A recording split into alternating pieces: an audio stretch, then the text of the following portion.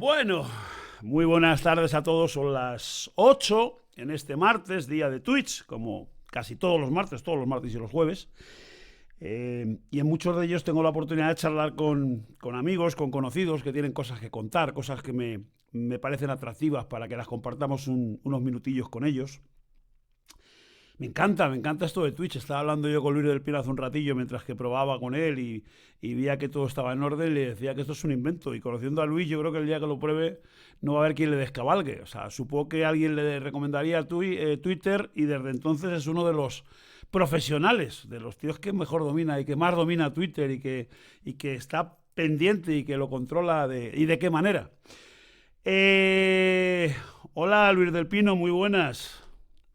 Don José Antonio Ollán, ¿qué tal? ¿Cuánto tiempo sin hablar con usted? Encantadísimo de hacerlo. Igualmente, tío, qué bien te veo, que te sigo.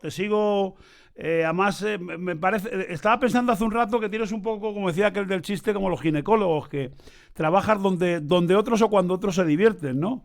Mientras que el sábado y el domingo es las horas, y más ahora ya con el tiempo como se entrega con el cambio horario, en la que madrugo muchísimo, como si fuera cualquier día de la semana, vamos.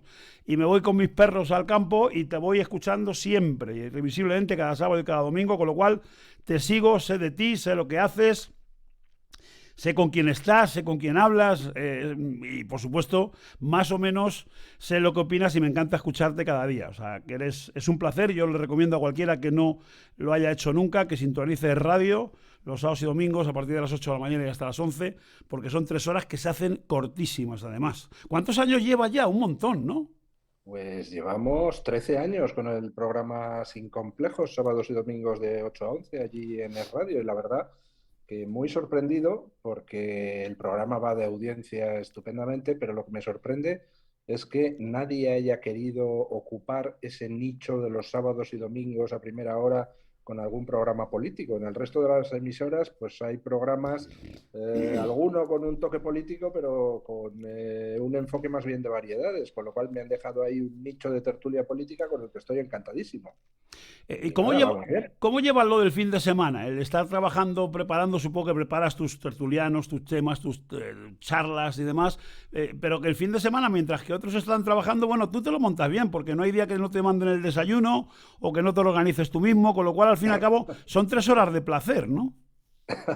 3 horas de placer, además compartido con los tertulianos y con la audiencia, y la verdad es que lo llevo bien. Hay que pegarse unos madrugones importantes los sábados y los domingos, pero no me cuesta cambiar de horario entre fin de semana y entre semana.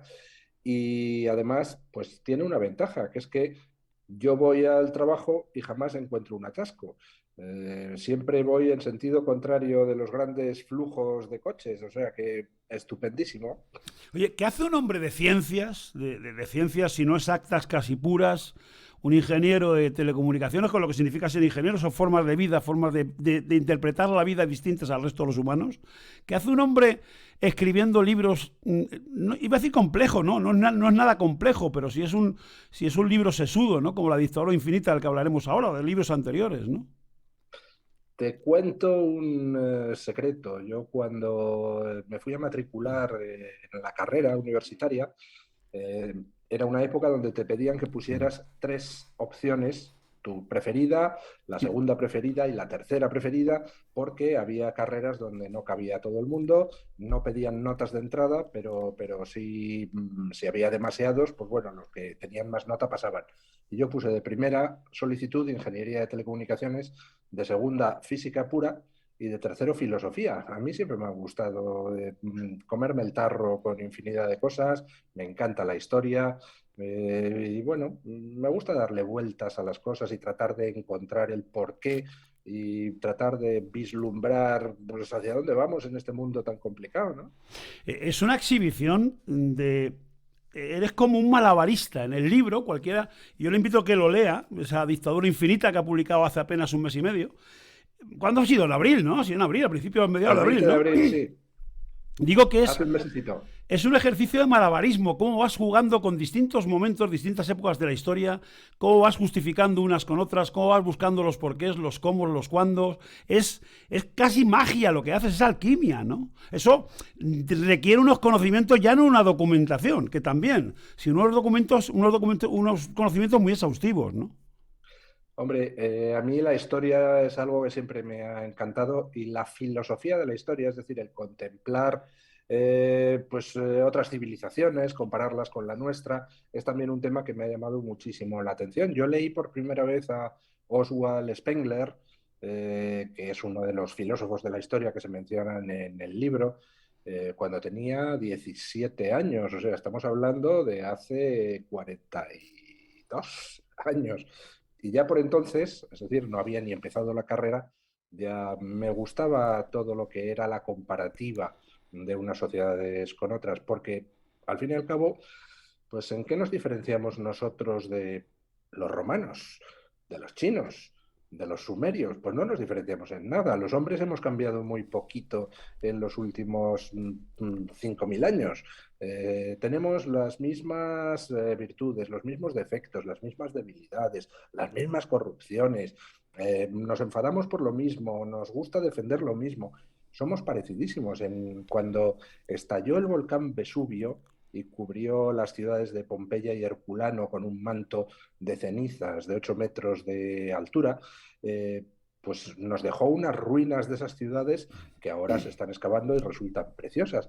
Pero nos dejó también algo muy importante que no se suele conservar, que son los grafitis. En las paredes de Pompeya y Herculano se conservan perfectamente todas las chorradas, todos los insultos, todas las poesías procaces, todas las estupideces que escribían los romanos en las paredes. Algunas de ellas, algunas de esas estupideces, pues son enormemente obscenas, otras son peticiones del voto para tal o cual candidato. Uno lee lo que son esos grafitis y dice, por el amor del cielo, no se diferencian en nada de lo que hay en la pared de un cuarto de baño de carretera que la gente va escribiendo por ahí. ¿Somos tan distintos de los romanos? Nada de nada, somos iguales. La historia es cíclica, Luis. Estamos condenados a repetirla. Aquello del hombre que no asume su propia historia está condenado a repetirla. Es verdad. Pues lo que sí es cierto es que si miramos hacia atrás y comparamos esta situación actual de la sociedad occidental con lo que pasó en Roma, las similitudes son tremendas. Cuando cayó Kabul en agosto, pues salieron muchos titulares periodísticos. Esto es el fin del Imperio Romano. Básicamente lo que estaban haciendo era comparar la caída de Estados Unidos con la caída de Roma cuando los bárbaros tomaron la ciudad al final del imperio. Pero en realidad esa comparación no es correcta. La comparación correcta de la situación actual es con un periodo bastante anterior de la República Romana, que es el que va desde el año 146 hasta el año aproximadamente 80 a.C., Mm. que es la fase final de la República Romana. Lo que en estos momentos está colapsando en el mundo occidental es el sistema democrático, exactamente igual que colapsó en Roma a partir del año 146 y además en unas circunstancias muy parecidas. Cuando Roma, en el año 146 a.C., conquista a Cartago, que era su enemigo secular, quedó como dueña del mundo mediterráneo. Y lo normal, lo que todo el mundo hubiera esperado, era que Roma, ya dueña del mundo, pues tuviera un futuro esplendoroso. Pues no, lo que pasó exactamente fue que toda esa energía que empleaban en pelearse contra el enemigo exterior la pasaron a emplear contra sus compañeros de dentro. Empezaron las peleas políticas a lo bestia, empezó la corrupción a lo bestia y la democracia romana tardó solo 60 años en colapsar y desaparecer después de la toma de Cartago. Y resulta curioso ver cómo en Estados Unidos y en Occidente en general, desde que cayó el muro de Berlín, es decir, desde el final de la Guerra Fría, que lo que auguraba era que Occidente ya quedaba como triunfador del mundo, pues lo que ha pasado es justamente lo que pasó en Roma, que han empezado a estallar todos los problemas internos, ha empezado a estallar la ira de unas partes de la sociedad contra otras, la división social es cada vez mayor, la corrupción es cada vez mayor, la degradación institucional es cada vez mayor y estamos siguiendo milimétricamente lo que pasó durante la caída de la República de Roma. ¿Es la historia cíclica? Pues, hombre, no tendría por qué serlo, pero el hecho es que cometemos los errores del pasado. Y en el libro, pues hago un repaso a esas similitudes y después presento a dos personajes que son muy curiosos, que son Oswald Spengler y Mm. Arnold Toynbee, que son dos filósofos de la historia, uno alemán y otro inglés, que jugaron un papel destacadísimo en el periodo entre las dos guerras mundiales y que los dos estudiaron esa cuestión. Es la historia cíclica, se repite la historia de las civilizaciones, todas las civilizaciones están condenadas a desaparecer. Uno de ellos, Spengler, decía que sí, que podemos hacer lo que queramos, pero que Occidente está muerto y sentenciado y tardará no mucho en desembocar en una dictadura imperial y posteriormente desaparecer. Eh, Toynbee, el inglés, por su parte, era más optimista y decía que, hombre, que algo podremos hacer para evitar repetir los errores del pasado.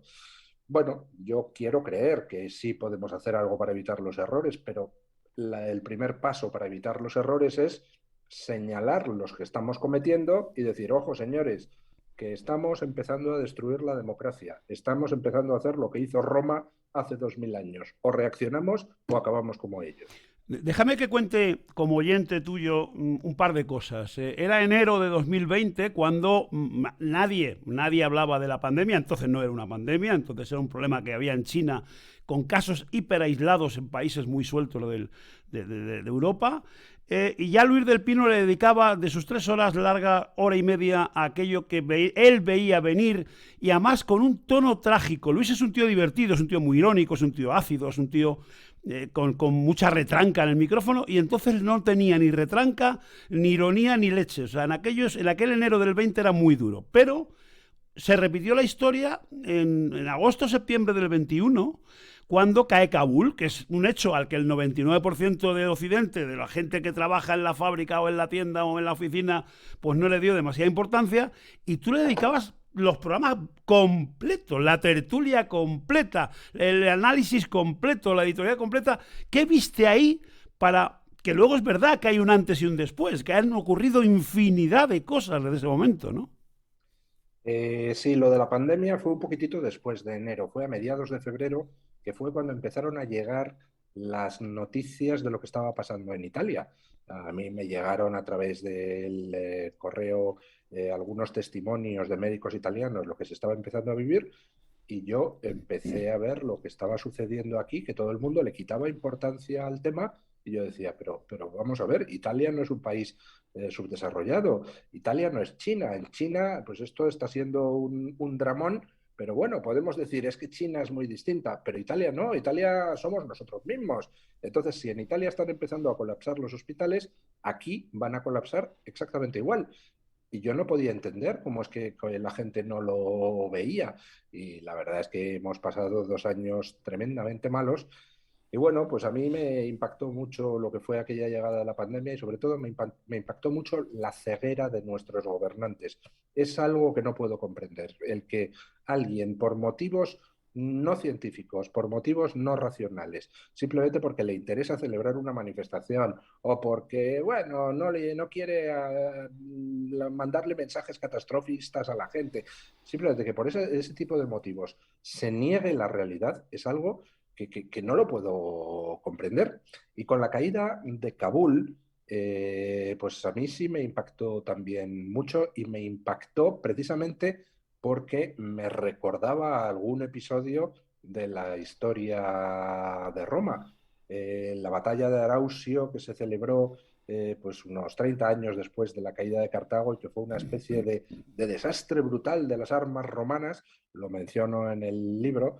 Y bueno, pues ese fue un poco el detonante precisamente para escribir el libro.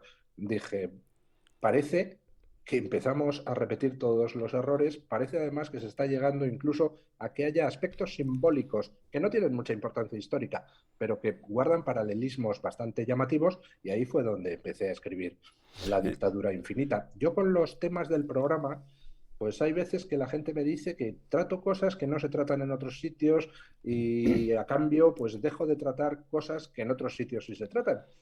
Yo te digo, como hago, por las mañanas me levanto los sábados y domingos, miro a ver la actualidad. Y lo que me pregunto es, ¿qué temas me llaman la atención a mí? ¿Qué temas me interesan a mí? Me da exactamente igual los temas que estén tratando otros, las cosas a las que se dediquen en otras emisoras o en la televisión. Me da igual.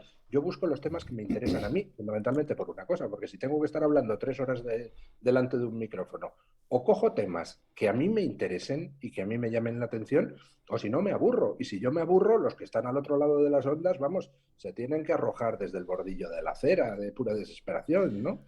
Hay una cosa en el libro que subyace y es, iba a decir pesimismo a la hora de leerlo porque parece que estabas pesimista, que es el que lo ha escrito, ¿no? Pero lo que ves es el drama del peligro, pones en peligro la democracia, o sea, la democracia occidental, ya no es, estamos en un mal momento, no, no, cuidado, puede ser el principio del fin, ¿no?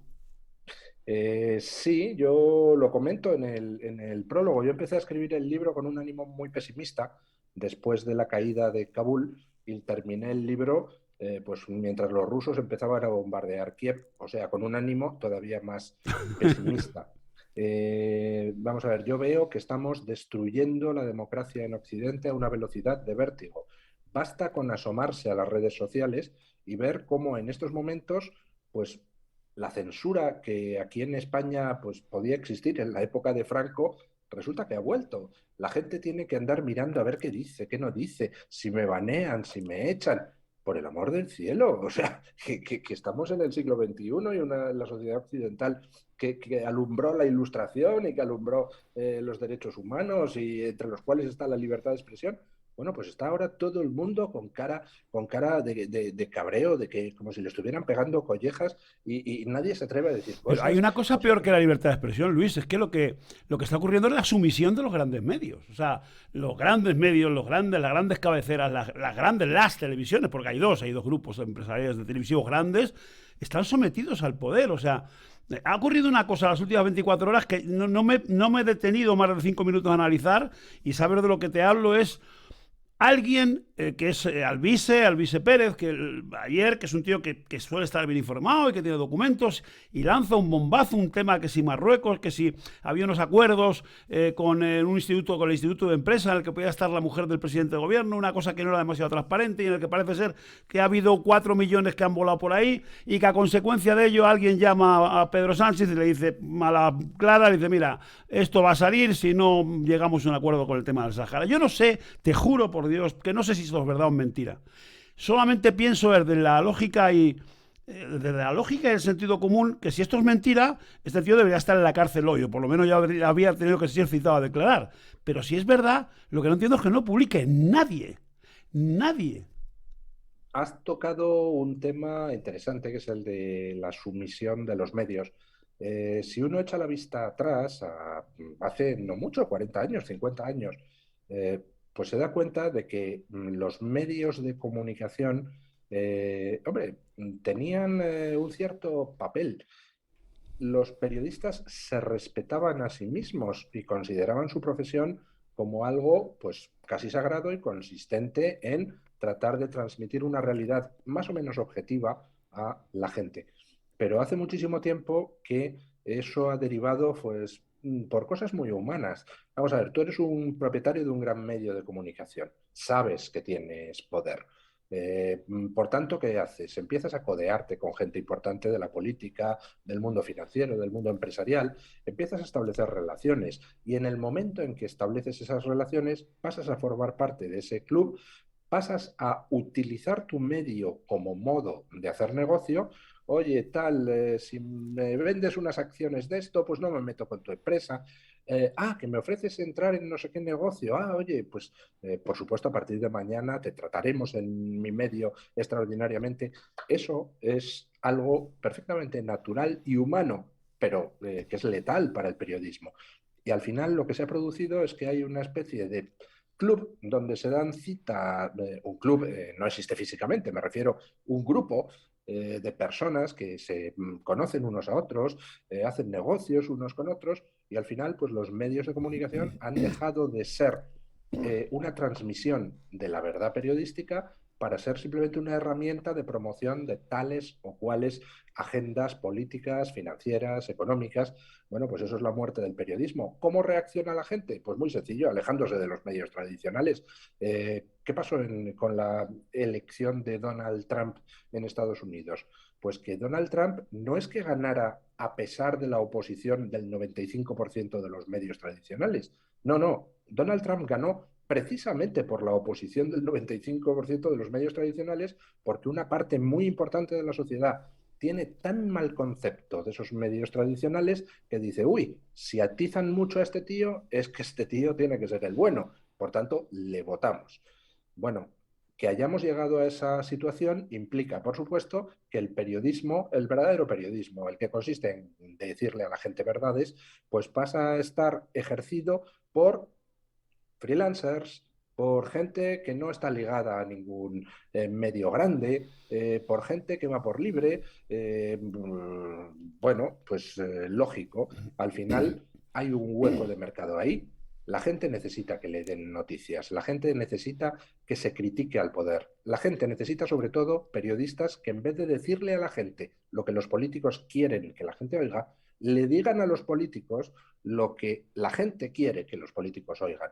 Eso es ser periodista, ser la voz de la gente, no la voz del político. Has tocado el tema de Trump y leyendo el libro lo tienes como, o interpreta como un punto de inflexión en el mundo contemporáneo. O sea, no, tu cabeza todavía no entiende cómo es posible que se le pueda censurar al presidente de Estados Unidos, a cualquiera, pero en un momento como se le censuró en una red social como Twitter, ¿no? La figura de Donald Trump es muy curiosa porque guarda muchos paralelismos con el que fue el primer caudillo populista en Roma, que fue Tiberio Graco. Y al final a Tiberio Graco se lo terminaron cargando. A Donald Trump no se lo han cargado porque los tiempos, hombre, en algunas cosas cambian a mejor, son un poco menos violentos ahora, pero a Donald Trump se lo cargaron virtualmente, llegando a silenciarle en redes sociales.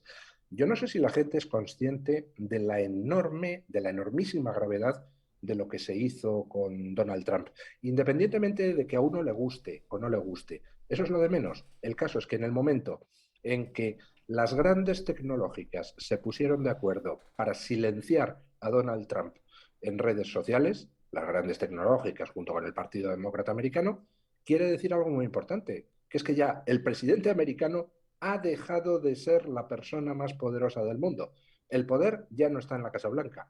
El poder radica en quienes son capaces de silenciar incluso al inquilino de la Casa Blanca. Hoy Elon Musk ha hecho unas declaraciones bastante incendiarias hablando de Biden y diciendo que Biden no es el verdadero presidente de los Estados Unidos, que el verdadero presidente es quien maneja el teleprompter de Biden. Y tiene mucha razón en lo que está diciendo. Hemos llegado a un punto donde ya el poder ha salido de la Casa Blanca, ha salido de los parlamentos, ha salido de las casas de gobierno y ahora está en manos de un círculo más o menos extenso y difuso de gente importante, con dinero, grandes financieros, grandes tecnológicas, grandes medios de comunicación, ciertos políticos, que son los que al final se reúnen fuera del Parlamento, en una comida de negocios o jugando al golf y deciden, pues vamos a hacer esto o vamos a hacer lo otro. Oiga, pues me parece muy bien, pero eso no es un sistema democrático. Hay, La hay una cosa, democracia. hay una cosa que dices también en el libro que me llama mucho la atención y con la que estoy de acuerdo. O sea, tú partes de la base de que el mundo está dividido en dos, lo ha estado siempre, en la época contemporánea, en el que unos piensan de una manera, otros piensan de otra, más o menos distinta. Hay una guerra ideológica, hay una exposición de formatos y de ideas, y llega un momento en que votamos y manda el que más votos ha tenido. Dices que esto ha sido así hasta hace poco, pero que ahora tú percibes que sigue habiendo un mundo partido por la mitad, que sigue habiendo unos que defienden sus ideas que son unas y otros que defienden otras distintas, pero que una de las dos partes, pase lo que pase, ya no quiere que mande el otro, no va a consentir que mande el otro, no va a consentir el juego limpio y transparente de la democracia, ¿no? Es que ese es el problema y es por eso por lo que la democracia está colapsando en Occidente. Si uno analiza lo que pasó durante el mandato de Donald Trump, pues, hombre, si alguien me dice que Donald Trump era un perfecto gilipollas, pues oiga, le doy la razón. Que Donald Trump era imbécil, pues le doy la razón. Que Donald Trump era un lengua larga, pues le doy toda la razón. ¿Que Donald Trump era invotable? Pues bueno, me parece estupendo. Ahora bien, lo que se hizo con Donald Trump de la cacería brutal durante 4 años, el acoso y las agresiones a sus partidarios, que hubo más de 400 episodios de agresiones contra partidarios de Donald Trump entre 2015 y 2019. Lo que pasó con todo lo que era la campaña orquestada para tratar de defenestrar a Donald Trump refleja algo importante, y es que una parte de la sociedad americana, la que estaría agrupada en torno al Partido Demócrata, considera que es que la otra parte no tiene legitimidad para detentar el poder. Si trata de detentar el poder, vale cualquier cosa para desalojarle. Si es preciso cambiar las normas electorales, se cambian. Si es preciso recurrir a movimientos como el movimiento Antifa, que te incendien las calles de Estados Unidos, se recurre a ello. Eso es un gravísimo problema, el hecho de que haya una parte de la sociedad que se considere con la superioridad moral, porque la democracia consiste en que tú tienes tus ideas, yo tengo las mías, las confrontamos, pedimos a la gente que vote y el que obtiene más votos es el que gana. La democracia es una manera de resolver los conflictos sin violencia. En el momento en que una de las partes le dice a la otra, oye, tú es que no mereces gobernar porque tú eres un fascista o eres un asqueroso comunista o eres lo que sea. Es decir, en el momento en que una parte se arroga la superioridad moral y le niega a la otra mitad de la sociedad el derecho a gobernar también, pues quiere decir que el sistema democrático ha quebrado. Y ya, si no se puede resolver mediante las urnas los conflictos, lo único que queda es que al final se termina con el recurso a la violencia, que fue lo que pasó durante la fase final de la República Romana. ¿Fue casualidad? ¿Lo das como casualidad o no que en los 4 años de Donald Trump en Estados Unidos tuvieran cifras económicas que no habían tenido nunca, un paro más bajo del que tuvieron jamás y sobre todo una paz absoluta en el planeta en la que Estados Unidos no se mete, no solamente no se mete, sino que sale de los poquitos conflictos que estuvo metido poquitos años antes? ¿Fue casualidad eso o no? Porque fíjate el cisco que hay ahora montado. Yo creo que no fue casualidad. Donald Trump fue el primer presidente americano que no declaró ninguna guerra en su primer mandato en los últimos 20 años. Y Donald Trump no es solo que no declarara ninguna guerra, sino que además con él, alguien como Putin no se atrevió a invadir Ucrania. Alguien como China no se atrevía a estar todos los días violando el espacio aéreo de Taiwán, que es lo que está haciendo en estos momentos. ¿Por qué? Pues porque Donald Trump no era un político al uso y Donald Trump, pues básicamente transmitía el mensaje de yo no me voy a meter con nadie y si puedo retirarme de esos conflictos enquistados en los que llevamos 200 años, me retiro. Pero, eso sí, no me toques las narices, Putin. No me invadas países porque entonces me obligas a responder. Y además Donald Trump actuó donde precisamente había que actuar. ¿Por qué no hemos podido intervenir en Ucrania ahora que la ha invadido Putin? Pues muy sencillo, porque tiene la llavecita del gas, ¿verdad? ¿Y quién le ha dado la llavecita del gas? Pues políticos europeos que se han dedicado a poner el cazo para cobrar de empresas estatales rusas mientras le daban a Putin la llavecita del gas. Donald Trump advirtió de eso. Donald Trump advirtió en reuniones de la OTAN y en Advirtió reuniones del de la problema de ONU Alemania, que a la Merkel que la puso más de un Alemania día estaba a parir poniéndose por en esto. manos de Rusia Sí, y sí. que no podía ser y que tenía que cambiar de política energética. Y bueno, se rieron de él en la cara. Pero tenía razón Donald Trump. Así es como había que haber actuado. Haber aislado a Putin, haber aislado a China. No hace falta invadirles, pero por lo menos no te pongas en sus manos, no le entregues la llavecita del gas, no le entregues a China la llavecita de la producción industrial. Es decir, actúa para reforzarte tú. No hace falta que seas agresivo, pero no permitas que los otros te coman por los zancajos. Bueno, pues así era como actuaba Trump. Y a lo mejor resulta que esa es una de las razones por las cuales había tantos interesados en echarle, porque desde luego ahora hay mucha gente haciendo mucho negocio otra vez con la venta de armas. Intenta poner un poquito de luz. Hablabas de que mucha gente piensa que el contrario tiene falta de legitimidad para gobernar. En España ha pasado. En España, sin ir más lejos, tanto el PP como Ciudadanos y Vox, aquel golpe de aquella moción de censura a Rajoy, cuando empieza a gobernar Pedro Sánchez con el grupo aquel que hizo, con el Tetris que montó de distintas fuerzas políticas, todos al otro lado del río lo tacharon de ilegítimo. Bueno, de hecho, textual y literalmente fue una frase que utilizaron varias veces, pues todo el PP y gente de Vox y algunos de Ciudadanos. Ahora son ellos los que, cuando irrumpe Vox y empiezan estos últimos años a ganar votos elección a elección y a tener posiciones de poder, no han empezado a gobernar y ya dicen que es ilegítimo y hablan de un cinturón o que hay que hacer ahí un cinturón contra ellos. ¿Dónde vamos? ¿Dónde va esto? O sea, ¿cómo puedes estar teniendo gente, si no en el Consejo de Ministros, sí al lado, pero o en la Comisión de Secretos, que hasta hace 4 días han pegado tiros en la nuca a la gente o matando niños, y ahora mismo estos tíos, a los que ya a mí no me une nada, ni a favor ni en contra, pero son ilegítimos que gobiernen? Oiga, mire dónde lo pone. Pero para empezar, déjele gobernar, ¿no? Vamos a ver, yo creo que ahí estamos mezclando dos cosas. La democracia es un sistema en el que tú te presentas, yo me presento, votamos y el que tiene más votos gana.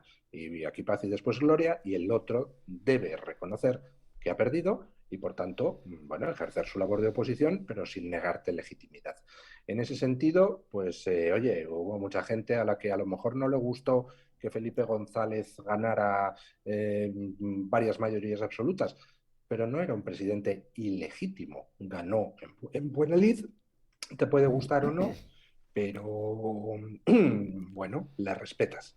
A la inversa, cuando Aznar gana en el 2000, pues también era un presidente legítimo, te puede gustar o no, pero gana y le respetas. ¿Qué no es respetable? Lo que no es respetable es precisamente aquellos que no respetan las reglas del juego. Un gobierno de los herederos de Herri Batasuna sería ilegítimo en sí, no porque defienda postulados nacionalistas. Ahí estuvo Pujol defendiendo postulados nacionalistas durante muchísimo tiempo y, oiga, nadie le negó la legitimidad. Ahí estuvo Esquerra Republicana de Cataluña defendiendo la independencia de Cataluña durante muchísimo tiempo y nadie le negó la legitimidad. Cuando se pierde la legitimidad es cuando rompes las reglas del juego, precisamente, porque entonces te estás cargando precisamente el juego democrático. Es decir, un gobierno de los herederos de Herri Batasuna sería ilegítimo no porque sean separatistas o nacionalistas o de izquierdas, sería ilegítimo porque son los herederos de quienes pegan tiros en la nuca para conseguir sus objetivos. Esquerra Republicana de Cataluña ha pasado a ser un partido ilegítimo no porque defienda el separatismo o la independencia, que eso tiene todo el derecho del mundo a hacerlo, sino porque defiende ahora el conseguir sus objetivos saltándose las leyes. Oiga, no, ya si está usted rompiendo el juego democrático, entonces, en fin, podemos jugar al ajedrez, pero lo que no puede usted hacer es pegar una patada al tablero. Entonces, cuando un gobierno pacta con esa gente, indulta a golpistas, gobierna con los herederos de los que pegaban tiros en la nuca, ¿es legítimo o es ilegítimo? Pues, hombre, el gobierno, Sánchez no es lo mismo que Otegi, Sánchez no es lo mismo que Oriol Junqueras, pero en el momento en que uno se pone a compadrear con ese tipo de gente, es inevitable que algo te salpique. Entonces, ahí diferenciemos las cosas. Si Sánchez se limitara a gobernar con unos planteamientos enloquecidos, que nos puedan parecer enloquecidos a algunos, pues bueno, no pasaría nada, está en su derecho, ha ganado. Ahora, es el problema de con quién pacta. Pacta con gente que no acepta las reglas del juego, entonces ya eso es distinto. Dime una cosa, ¿por qué en la calle, la calle se ha hartado? O sea, la calle sabe que el nivel del político en general, y te hablo del político de Estado, del político del Congreso, del político del Senado, del político que nos representa en el Parlamento Europeo, tiene un nivel bajísimo. Pero sin embargo, y es el tema de conversación de cada mañana, todo el mundo dice, pero es que este país está dormido, pero ¿qué tendría que pasar para que al menos salgamos un día a protestar, ¿no? Bueno, la verdad es que sí hemos salido a protestar. Durante 2 años hemos tenido un poco coartado ese derecho por el tema de la pandemia, pero en cuanto han desaparecido las restricciones, la manifestación que convocaron, por ejemplo, todos los sectores del campo hace nada en las calles de Madrid ha sido, vamos, multitudinaria, no. Lo siguiente, ha sido una de las manifestaciones más multitudinarias que se ha visto. O sea que la gente sí que se moviliza.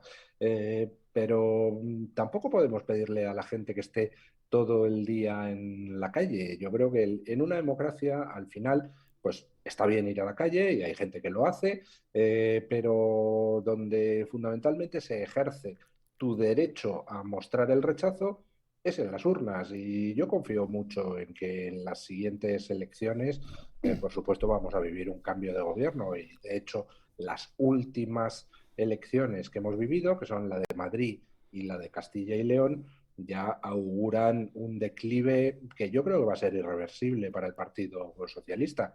El Partido Socialista se ha abrazado a gente muy indeseable, tenía otras alternativas. Pedro Sánchez podía perfectamente haber gobernado con Pablo Casado, haber gobernado con Ciudadanos.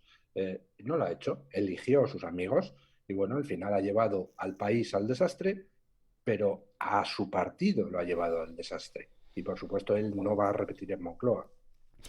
Y tú tienes muy claro de que si llega ese cambio de gobierno en las próximas elecciones no se va a repetir en lo que yo creo la llegada de un tío que ha sido el peor presidente que ha tenido España desde, no de la democracia, yo creo que de toda la vida, como fue Rajoy, cómo engañó a su gente el mismo día que entra en 2011 prometiendo una bajada de impuestos y metiendo los impuestos más salvajes que se han metido nunca en apenas 48 horas, cómo todo lo que prometió, incluso disponiendo de mayorías absolutas, léase el cambio de la ley electoral, léase la independencia de la justicia, de todo eso donde dije Diego, que ¿alguien nos puede garantizar que eso no se va a volver a repetir con quien sea, con Feijóo o el que toque? No, la respuesta simple es no. Nadie puede en democracia garantizar nada.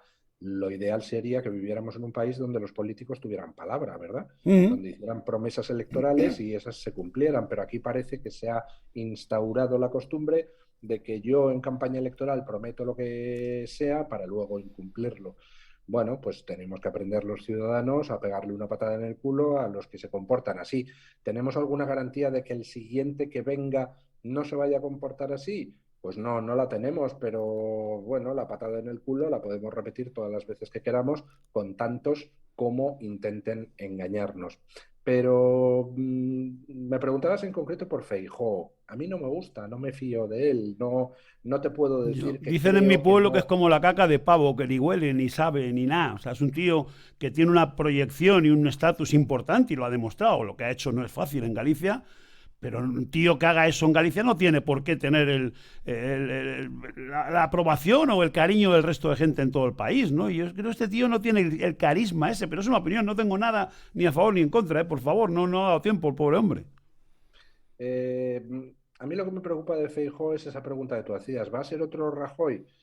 Pues no lo sé. Y precisamente como no lo sé y como pertenece al mismo partido del que me engañó antes, pues entonces no me fío. Pero bueno, hay otras alternativas. En estos momentos vamos, según todas las encuestas, a una situación de empate técnico a tres entre PSOE, PP y Vox. Bueno, Vox es un partido nuevo. ¿Puede ser Vox también un partido que si llegara al poder traicione a la gente? Pues hombre, como poder ser, puede ser. ¿Dónde Pero está, entonces, dónde está Luis, perdona, dónde está la xenofobia y el racismo de Vox?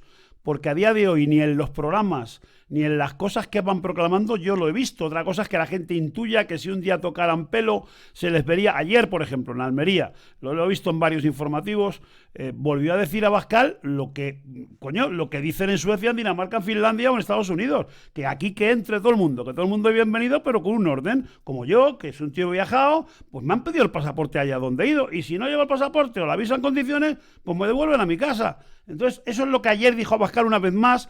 Luego ya se metió en el jardín de si islamizar o no islamizar, ¿no? Pero el tema es ese. Pero ¿cómo esta gente son tan malos en comunicación, tan pésimos en comunicación, que siguen R que R año tras año diciendo xenófobos, racistas, fascistas, y nadie sale un día a explicarlo y dice, pero por favor díganme dónde está, dónde lo pone? no, el error de la comunicación no está ahí en Vox. El error de la comunicación está en esos medios No, esos que hacen lo que creen. tienen que hacer, claro. Estos harán, para salvaguardar los suyos y a sus amigos tienen que atacar al otro, al que viene emergente, ¿no? Sí, pero ya todo ese rollo de los xenófobos, la ultraderecha, la extrema derecha, ojo, que vienen, tal, todo eso ya no funciona y lo están detectando las encuestas. A la gente ya han desgastado tanto la palabra extremista que al final ya no significa absolutamente nada. Ya, si no te levantas por la mañana y te has llamado extremista 7 veces, es que estás haciendo las cosas muy mal. Con lo cual, pues ahora mismo todo ese discurso anti-Vox no funciona. Y no funciona por una sencilla razón, porque ¿cuál es el sentimiento prevalente en estos momentos en la calle? Pues es el cabreo. La gente está harta.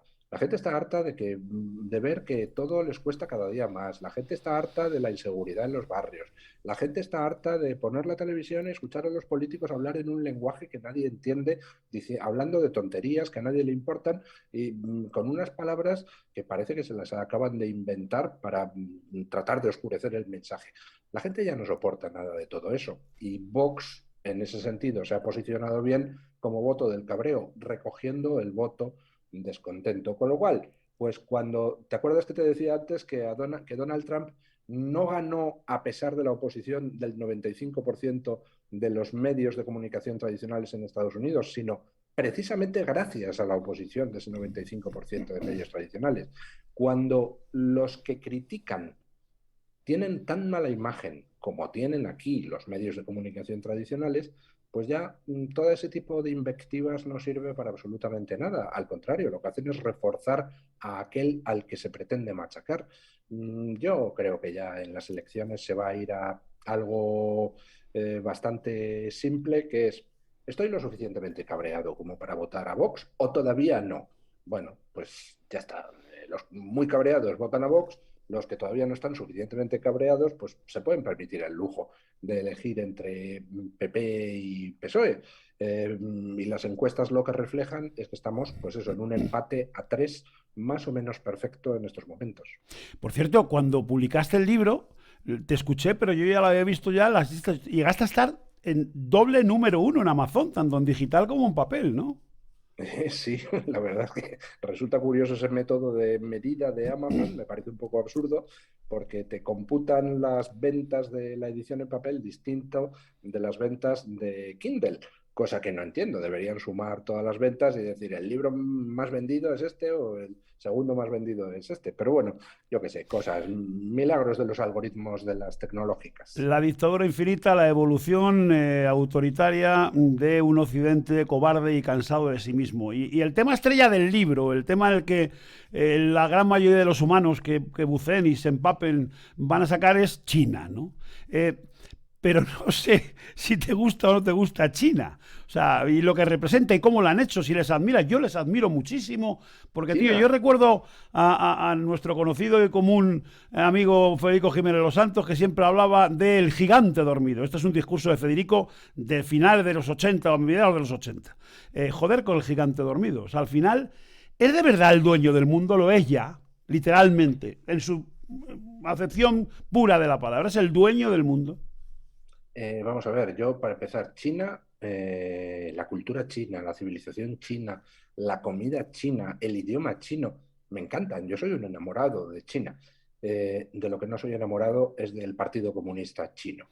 Un China en partido estos comunista que tiene momentos, poco de partido y poco de comunista ya. O sea, cuando no, no, tienes que los va. grandes núcleos económicos de poder del mundo ya están allí, cuando el Lamborghini tiene más concesionarios en China que en toda Europa junta, cuando Ferrari los tiene, Mercedes, Bentley, Rolls, o sea, ya, ¿dónde está el comunismo? O sea, No, hombre, el comunismo está en la estructura del partido que hace que, por supuesto, los jerarcas del partido puedan vivir estupendamente, los que no se metan en política y hagan negocios, como el sistema permite una cierta apertura capitalista, pues también pueden hacerse enormemente ricos. Ahora, como se te ocurra alzar la voz, pues estás muerto, porque el y partido aquí eso es no pasa. totalmente. Aquí eso no pasa, hombre. En China te mandan a campos de No, no, reeducación. sí, eso En sí. estos momentos China está cometiendo un auténtico genocidio en la región de Xinjiang con la minoría uigur. Ha mandado a más de 1 millón de personas a campos de reeducación, simplemente por ser musulmanas, por tener un Corán en casa, por tener un nombre musulmán en lugar de chino, por descargarte películas del extranjero. Más de 1 millón de personas en campos de reeducación donde se los somete a un programa de destrucción de su cultura, destrucción de su mentalidad, prohibición de su idioma y, por supuesto, de inculcación de una lealtad absoluta al Partido Comunista Chino. Vamos a ver, China está en estos momentos casi toda ella regida por un partido que es responsable de algunos de los mayores genocidios que se han cometido en la historia de la humanidad. Por ejemplo, los 35 millones de muertos que ocasionó la gran hambruna provocada por el gran salto adelante de Mao Zedong, pues tienen poca comparación en términos históricos. O sea, el Partido Comunista Chino es un partido canalla y criminal. Pero hay una parte de China que no está regida por el Partido Comunista Chino, que se llama Taiwán. En Taiwán son igual de chinos que en el continente. Misma cultura, mismo idioma, mismas raíces. Y sin embargo en Taiwán tienen una democracia capitalista y viven mejor que en España, con un nivel de vida superior. China continental podría ser una democracia, pero no lo es porque está regida por el Partido Comunista Chino. Y me preguntabas, ¿son dueños del mundo? Y la respuesta, como en el libro se comenta, es que todavía no, pero están a punto de serlo. Exactamente igual que le hemos entregado a Putin la llavecita del gas, a China le hemos entregado la llavecita de la producción industrial y con la pandemia lo hemos visto. Cuando ha cerrado China, han parado aquí las fábricas porque no les llegaban los chips de China, porque no llegaban los metales raros de China. Pero Bueno, nadie vio venir esto, nadie vio venir el desastre al que iba Occidente como ocurriera, como nos cogiéramos un constipado. Nos hemos cogido dos constipados seguidos, la pandemia y el tema de Ucrania ahora con Putin. Nadie imaginó que estos tíos iban a estar hiper preparados y que son los que nos suministran 99 de cada 100 cosas que pasan por la mano occidental cada día del año. pues claro que hay gente que ha visto las cosas. Antes hemos hablado de uno. Donald Trump vio perfectamente que íbamos al desastre dándole a Putin la llavecita del gas y lo avisó y lo dijo en reuniones. ¿Cuál fue la respuesta? Que se rieron de él, que le silenciaron. ¿Por qué? Pues muy sencillo, porque hay gente viviendo de darle a Putin la llavecita del gas y darle a China la llavecita de la producción industrial. Si estamos viendo cómo expresidentes alemanes, ex primeros ministros franceses han estado cobrando de empresas estatales rusas para entregarles a los rusos todo el tema energético. Bueno, pues lógico que cuando esas personas que están haciendo negocio con el tema escuchan a alguien, como por ejemplo Donald Trump, avisar, oye, que vamos al desastre, pues tratan por todos los medios de silenciarle, de reírse de él, de desacreditarle. Sí, y con el tema de China hay mucha gente alzando la voz. En el libro menciono un par de estudios interesantes de cómo China está infiltrando todo Occidente, desde las universidades hasta la política, pasando por las grandes empresas, los medios de comunicación. Bueno, los avisos están ahí, pero quienes tienen que tomar decisiones resulta que están haciendo negocios con China y quien se está haciéndose rico con China, ¿cómo va a consentir que se le acabe el negocio? Es imposible. O reacciona la opinión pública o estamos perdidos. Hay una cosa que yo considero imposible, que es que Europa, que no ha funcionado nunca, sí, funcionó antes de llegar nosotros, con la Europa de los 12 y no sé qué, pero la Europa de hoy no existe, la Europa comunitaria no va a ningún sitio. Eso ya lo dijo en la época de Ronald Reagan, ya decía en Estados Unidos, les llamaba mucho la atención cómo podíamos pensar que funcionara algo que tenía 5 o 6 idiomas entonces, que hoy tiene 14 o 15. Dice, eso ya per se no va a funcionar jamás. Entonces, pero a partir de ahí, país a país, ¿tú crees? Hay argumentos para la esperanza, hay argumentos para que Francia por su lado, España por el suyo, Alemania por el suyo, puedan sacar esto adelante, porque yo, insisto, yo no sé si estoy de acuerdo. Yo Europa no la veo, no me la creo para nada. No, la Unión Europea está Muerta. viniéndose de abajo y está viniéndose porque es que no puede funcionar la unión política tal como se está haciendo. La Unión Europea, cuando era una unión económica, tenía mucho sentido, era beneficiosa para todos y hubiéramos debido continuar así. Pero se pretendió hacer una unión política, se pretendió hacer un ente artificial y el problema no es tanto de idiomas, es decir, Europa podría perfectamente funcionar, aunque tuviera 12 idiomas distintos, sino el problema es de los intereses nacionales de cada uno que son distintos. Alemania no tiene los mismos intereses que Francia, Francia no tiene los mismos intereses que Italia, ninguno de ellos tiene los mismos intereses que España y cada uno trata de arrimar el ascua a su sardina y se trata de una unión política perfectamente artificial y a la que se le están viendo los costurones. Ya se ha ido Inglaterra, Europa está enzarzada en decirle a Polonia y Hungría cómo tienen que gobernarse internamente, con lo cual no es descartable que se produzcan más salidas de la Unión Europea y ya pues realmente no tiene demasiado futuro. Pero tampoco me parece que sea importante. Es decir, Europa, nos guste o no nos guste, es un vasallo de Estados Unidos desde 1945 y además pues guardamos bastantes similitudes con la Liga de Ciudades-Estado griegas que había en el mundo helénico, que pasaron a ser un vasallo de Roma, que fue la que se impuso. Estados Unidos es la nueva Roma. Europa es simplemente el pasado. Europa, por mucho que nos empeñemos en hacer un contrapeso a Estados Unidos, eso es absurdo. Europa tiene que elegir. O somos Occidente o ponemos palitos en las ruedas. Yo creo que es mejor que elijamos ser Occidente, fundamentalmente porque las alternativas son bastante apestosas y dictatoriales. Y eres capaz de dibujar Europa, fíjate, te lo pongo fácil, a 10 años. A 10 años vista eres capaz de dibujar dónde estarán los nórdicos, los países nórdicos, qué habrá hecho Inglaterra, de qué lado se habrá puesto, con quién se habrá casado, porque nadie cree que Inglaterra vaya a navegar sola más allá de 2, 3, 4 años, si es que no volviera a la Europa que haya, no la que hay, pero de otra futura Europa. ¿Qué va a pasar de Europa en 10 años? Yo creo que en Europa vamos a vivir dentro de la Unión Europea una marcha atrás en cuanto a lo de la unión política. No funciona, está claro. Tenemos que volver a los estados-nación donde las cosas se debatan en los parlamentos nacionales, no en organismos supranacionales que no están sometidos a control democrático ninguno. La Unión Europea Ya, pero está fíjate la asumiendo. bronca que tienen en Polonia porque no se quieren someter a que hay leyes supranacionales que son las de la propia Comunidad Europea, ¿no? Claro, y me parece que hacen muy bien. Vamos a ver, yo no voto directamente a nadie de la Unión Europea. El Parlamento Europeo es un organismo más bien simbólico que no tiene atribuciones reales. Y al final resulta que todas las decisiones en la Unión Europea las toma una camarilla donde fundamentalmente mandan pues burócratas. Bueno, me parece muy bien, seguro que son excelentes personas, cuentan unos chistes tremendos y son grandes profesionales, pero no son diputados electos por los ciudadanos. Con lo cual se está hurtando a los parlamentos nacionales la discusión de temas que afectan a la vida de los ciudadanos. Eso no puede sostenerse mucho tiempo. En Polonia o Hungría pues ya lo están diciendo, mira, la Unión Europea podrá decir misa, pero si aquí en este país se vota una cosa, esa cosa que ha votado la gente es la que se hace y me da igual que tú quieras imponerme agendas 2020-30 o tus concepciones de moralidad. Este país es el que es. La gente vota aquí y la gente de aquí decide qué se hace aquí.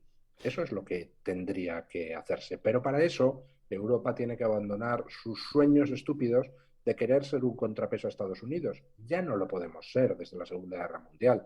Somos realmente vasallos, lo que pasa es que vasallos respondones, que no nos gusta y nos creemos que somos la monda y queremos ser una especie de tercer polo en el mundo. No, eso no funciona. Al final, ¿quién ha garantizado la defensa de Europa? Estados Unidos. A la hora de sacarnos las castañas del fuego, Estados Unidos. ¿Quién está en estos momentos poniendo al menos la cara de oposición a Putin? Aunque yo creo que tampoco se están oponiendo excesivamente. Estados Unidos. ¿Quién avisó de que no nos pusiéramos en manos de Putin? Estados Unidos. Los políticos europeos se han dedicado a enmerdarlo todo en los últimos tiempos y así no vamos a ningún lado. Yo no soy un enamorado de Estados Unidos. A mí, pues en fin, ya digo en el libro que el sistema americano está colapsando, pero una cosa es que yo vea que Estados Unidos tiene cosas que no me gustan o que está evolucionando en una dirección que no me gusta y otra cosa es que pretenda tener sueños de grandeza diciendo que Europa puede ser una cosa aparte. No, Europa hace muchísimo tiempo que perdió el tren. Europa perdió el tren con las dos guerras mundiales y al final ha quedado como dueño del mundo occidental Estados Unidos. Y cuanto antes asumamos eso, mejor. Y ya luego encararemos el problema de ver cómo hacemos que Estados Unidos no colapse, ¿no? Hablemos para terminar del futuro más inmediato. Si, como todo pinta, el Banco Europeo empieza a ponerle precio al dinero y se acaba la barra libre que hemos tenido, gracias a Dios, todos hasta ahora, lo de España pinta muy mal, ¿no? Muy, muy, muy, muy, muy mal, ¿no? Lo de España pinta muy mal por ese tema, aunque también es verdad aquello que decían cuando quebró Grecia, que es que España o Italia son too big to fail, demasiado grandes Para caer. para fracasar, demasiado grandes para caer, demasiado grandes para ser rescatados. España, si quiebra, pues el problema que genera el euro es brutal, con lo cual, Y eso Pedro pues Sánchez lo sabe. yo creo que es perfectamente consciente y Con lo Europa cual también. va a Pedro estirar la Sánchez situación. va a tratar de usar esa carta, pero claro, ¿qué es lo que va a hacer Europa? Pues evidentemente no va a dejar a España quebrar, pero lo que hará será directamente intervenirla en caso necesario. Yo no sé si llegaremos a eso, porque no tengo claro que la legislatura se vaya a poder acabar. Y no tengo claro que se vaya a poder acabar porque a Pedro Sánchez le importa un pepino si el Parlamento lo tiene en contra, si tiene en contra la Unión Europea, si no le invitan a las reuniones internacionales. Le da igual todo. Solo hay una cosa que un gobierno como el de Sánchez no puede sobrellevar bien, que son los estallidos sociales. Y hemos rozado en los últimos meses el estallido social con los precios que se han disparado. Ahora mismo Pedro Sánchez es un señor que no puede salir a la calle porque vaya donde vaya, le abuchean, le increpan, le insultan. Pedro Sánchez ha perdido ya el control de la calle y yo no sé si quizá ese factor puede terminar haciendo que la legislatura se acorte y que Pedro Sánchez se vaya y le deje el marrón de las cuentas, el marrón de la posible quiebra al siguiente gobierno. Esa es una posibilidad. Tengo cantidad de mensajes de gente, los he tenido todo el día en Twitter. En Twitter me acuerdo de uno que cuando lo he leído me han sacado una sonrisa, que era diciendo, cuando ha anunciado que estaría esta tarde, dice, dile por favor que levante la mano y que no bloquea a la gente tan rápido en Twitter. Dice que a la mínima les bloquea. Bueno, ahí ha habido una época donde he bloqueado a mucha gente, pero porque cuando en Twitter te organizan un ataque de estos masivos, pues yo no soy alguien que se achante. Yo, según me empiezan a atacar en Twitter 300, pues bloqueo a 400. Y es verdad que a veces bloqueo a gente que no merecía ser bloqueada porque ya directamente te pones las orejeras y dices, ala, afuera, a todo el que te dice algo raro, ¿no? Intentaré ser un poquito menos en fin, contundente. Y Sergio Ruiz, mira, le tengo aquí en el chat, que tengo el chat abierto. Sergio Ruiz dice, coño, antes de despedir, por favor, que cuente un chiste, que con Dieter Brandau cuenta algunos para descojonarse. No, pues esa es una habilidad y nos conocemos hace tiempo que no conocía yo de Luis del Pino, fíjate. No, pero me niego a contar chistes. Yo lo que cuento con Dieter es porque surge dentro de la conversación y se me ocurre alguna chorrada, pero no, eso de contar chistes así en frío no se me da, nunca se me ha dado. Y Pero mira, bueno, me alegra que le guste a este oyente. y tengo un mensaje de Mara, buena amiga tuya, que me dice que Hombre, le tendrás que dedicar el libro. hombre, se lo dedico 6 veces si hace falta, doña Mara. Qué recuerdos, qué tiempos aquellos y qué encantadora es usted. Así que, por supuesto que se lo dedico. Eh, Apúntate a Twitch, prueba, te va a encantar. O sea, si has dado el salto que has dado, que eres un ejemplo para todos en Twitter, el cómo te apuntaste el primero y cómo te lo curras y cómo lo mimas y cómo utilizas la herramienta magistralmente, como pruebes Twitch, acuérdate y espero que un día lo digas. Dice, no, me lió este tío y menudo jardín, te vas a volver loco. Lo que pasa es que, don José Antonio, yo tengo un problema. Usted es una persona guapa, bien parecido, por lo Joder, tanto, da bien en escucha, yo soy Twitch. guapo, pero es que hay mucho feo en Twitch también. O sea, no me jodas ahora. Cuídate No, bueno, mucho, un placer infinito y que sigas así, Luis, y que sigas acompañándome cada sábado, cada domingo en el radio. muchas gracias, don José Antonio. Un placer siempre hablar contigo. Un Gracias, abrazo. hasta siempre, cuídate. Dictadura Infinita, La Dictadura Infinita, el libro que ha publicado hace apenas un mes, Luis del Pino, es un buen tipo. Yo he tenido la oportunidad de... Mara colaboró con él durante un tiempo en las tertulias del fin de semana, iba y tenía que gustarle mucho a Mara para levantarse a las 7 o a las 7 y pico de la mañana para irse a la tertulia allí hasta el radio. Y yo he tenido la oportunidad de charlar, aparte de que nos conozcamos, ¿no? Pero he tenido la oportunidad de charlar 3 o 4 veces con él y me parece un tío muy interesante. Y decía una cosa que es verdad. No sé si hay 2 mitades o hay 3 tercios, pero o 4 cuartos, pero bueno, pues antes debatíamos y yo tenía mis ideas que eran radicalmente opuestas a las tuyas y tú opuestas a las de este y al final pues se votaba y ya está, y el que ganaba pues gobernaba y no se nos pasó jamás por la cabeza decir que como tú piensas distinto a mí, no, ese no va a gobernar nunca, no me jodas, hay que hacerle un cordón sanitario, cosa más fea, un cordón sanitario, qué palabra más fea, pero fea, voy a quitar esto. Esto ha cambiado, es que hay un ambiente, tío, no sé no sé cuándo, por culpa de quién, si fuimos, bueno, culpa de todos, claro, por culpa de todos. Y lo que es peor, no sé si eso tendrá arreglo o no tendrá arreglo, ¿no? El tiempo lo dirá. Bueno, que este viernes hay show en Soco, Mi Vida es un Show, y el día 17 de junio, show de la jungla. Por primera vez en la historia de los shows de la jungla se ha desvelado uno de los alicientes de este show, y es que esta mañana, lo podéis ver en Twitter, en mi Twitter es uno de los, el penúltimo, el antepenúltimo que he subido hoy, me ha llamado un tío cojonudo, se llama Paco, que me ha mandado un vídeo que me ha hecho, la tripa, una cosa, cuando lo he visto, de coño, del año 2001, en el que estoy en brazos con un niño de 2 años y aquí está otro señor en brazos con otro niño de 2 años que son hermanos, son gemelos, 2 niños repetidos. Y uno de ellos, son Carlos y Rubén, Carlos habla como una puta cotorra, o sea, pero, y digo, pero tú sabes quién soy yo, y dice, sí, Avellán, 2 años. O sea, insisto, está el vídeo ahí, ¿no? En Twitter. Y fíjate qué nivel de gemelos, ¿eh? Han estudiado toda la vida juntos, han hecho la misma carrera juntos, repitieron el mismo año con las asignaturas suspendidas juntos, los dos, las mismas, y luego tienen su vicio o su placer o su hobby, que es el hockey, pero luego tienen su vicio del que quieren vivir, 2 ingenieros, del que quieren vivir es la magia, y que bueno, que ya lo hacen a nivel de amateur y pseudo profesional, ya están haciendo bolos en la Comunidad Valenciana y hablando con Carlos, que sigue teniendo más jeta que la madre que lo parió, que es graciosísimo.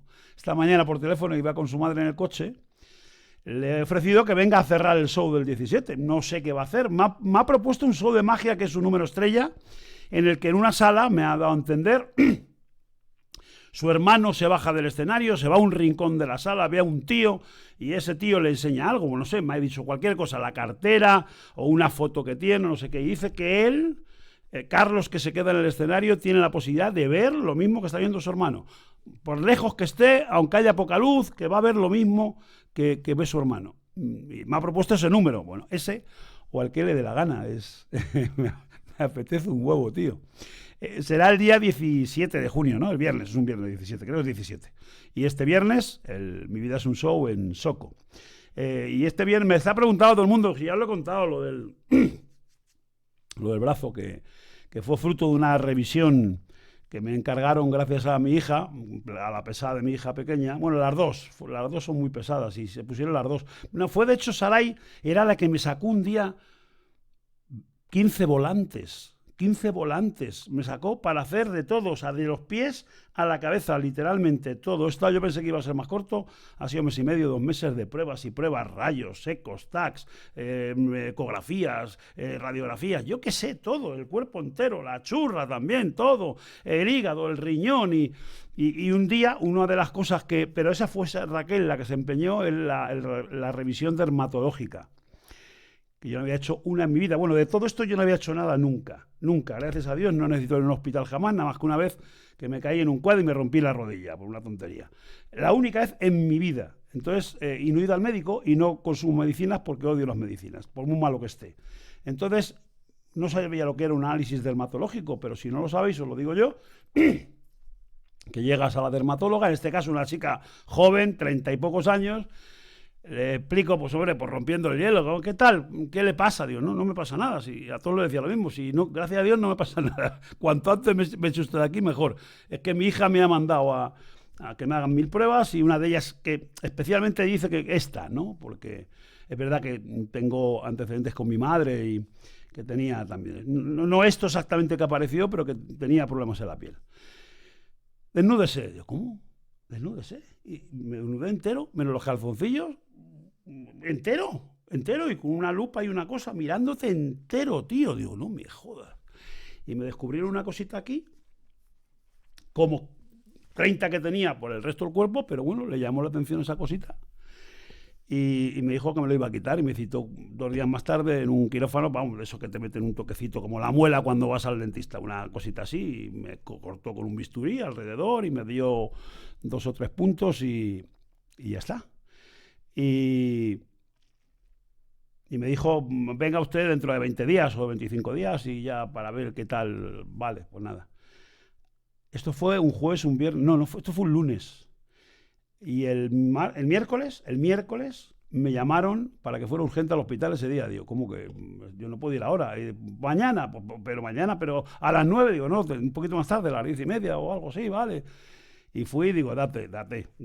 O sea, que fuera a ver a esta médica, a la dermatóloga. Digo, date, que han encontrado algo. Efectivamente, llego y estaba ella, la oncóloga y una cirujana. Y ya digo, ustedes me dirán, dice, hombre, joder, no son buenas noticias, tiene usted un tema muy delicado, muy peligroso, que se llama melanoma invasivo y que es algo que si toca la red nerviosa, y en este momento está a 3 milímetros, o llegó a estar, le hemos dejado limpio al cortar, pero se quedó a 3 milímetros, entonces la posibilidad de, vamos, para hacer una estudio de día, la estadística que es de lo que viven estas cosas, el 93% de la gente muere en menos de 12 meses. Porque va a una velocidad vertiginosa. Joder. ¿Y qué hay que hacer? Entonces intervino la cirujana, ¿no? Que había que cortar como media hamburguesa alrededor, que es el protocolo que tiene ese hospital, para sanear, pero que estaba sano de todas maneras. ¿Sí? Bueno, eso es lo que pasó. Y aprovecho para deciros que si tenéis la oportunidad que le saquéis que curren, coño, los que estáis ahí en algunas Sanitas o en Aderlas o en Mafres o en cosas de estas que funcionan todas muy bien, que vayáis a hacer cosas de estas, los que estáis ya en los 50 o en los 50 y tantos, tío, que es un susto, un melanoma invasivo. Dice, no, es que se muere la gente. Digo, hostia, por un puto lunar, como, iba a decir como una moneda de 10 céntimos, no, más pequeño, bastante más pequeño.